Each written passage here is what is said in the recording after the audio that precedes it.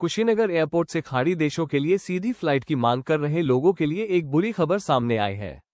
लंबे समय से बंद पड़े इस अंतर्राष्ट्रीय एयरपोर्ट पर उड़ान सेवाएं फिर से शुरू होने जा रही हैं, लेकिन प्रस्तावित अंतर्राष्ट्रीय रूट्स में सऊदी अरब, यूएई, कतर, ओमान, कुवैत जैसे खाड़ी देश शामिल नहीं है।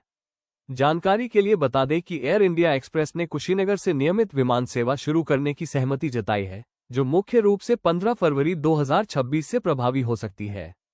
मतलब ये कि एयर इंडिया एक्सप्रेस कुशीनगर से उड़ान सेवाएं शुरू करने वाली है।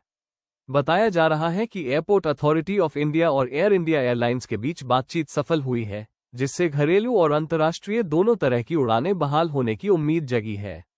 प्रस्तावित अंतर्राष्ट्रीय सेवा मुख्य रूप से बौद्ध पर्यटन को बढ़ावा देने पर केंद्रित है।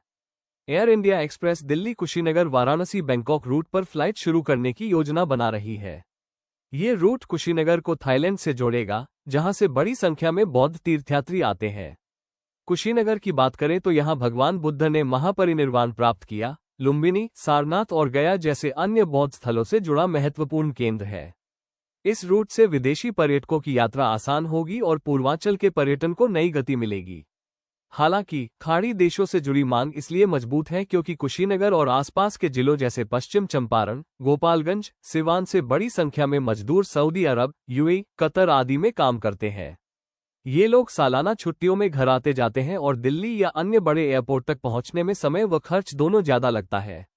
स्थानीय लोग लंबे समय से कुशीनगर से सीधी खाड़ी फ्लाइट की मांग कर रहे थे, ताकि यात्रा सस्ती और सुविधाजनक हो सके। हालांकि वर्तमान प्रस्ताव में खाड़ी देशों को शामिल नहीं किया गया है। बता दें कि यह एयरपोर्ट पिछले कुछ वर्षों से परिचालन चुनौतियों का सामना कर रहा था।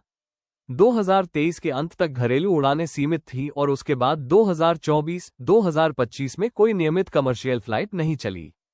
कई रिपोर्ट्स में बताया गया कि कम यात्री संख्या, तकनीकी मुद्दे और अन्य कारणों से सेवाएं ठप रहीं। पहले स्पाइसजेट ने दिल्ली और कोलकाता की उड़ानें संचालित की थी, लेकिन नवंबर 2023 में बंद हो गईं। इंडिगो और जेटविंग्स जैसी कंपनियां सर्वे करने आईं, लेकिन इंस्ट्रूमेंट लैंडिंग सिस्टम अधूरा रहने और जमीन विवाद के कारण शुरू नहीं हो सकी। 327 करोड़ रुपए की लागत से बने इस एयरपोर्ट का उद्घाटन 20 अक्टूबर 2021 को प्रधानमंत्री नरेंद्र मोदी ने किया था। उद्घाटन में श्रीलंका से बौद्ध भिक्षु और कई देशों के राजदूत शामिल हुए थे। शुरू में दिल्ली, कोलकाता और मुंबई की उड़ानों की घोषणा हुई थी, लेकिन अब फोकस अंतर्राष्ट्रीय पर्यटन पर है। अब एयरपोर्ट निदेशक प्राणेश कुमार राय ने कहा कि एयर इंडिया एक्सप्रेस से वार्ता अंतिम दौर में है। शेड्यूल जल्द जारी होगा और फरवरी में उड़ानें शुरू हो जाएंगी। अन्य स्थानों से भी उड़ानें शुरू करने की बातचीत चल रही है। यह विकास पूर्वांचल के पर्यटन और अर्थव्यवस्था के लिए बड़ा कदम होगा।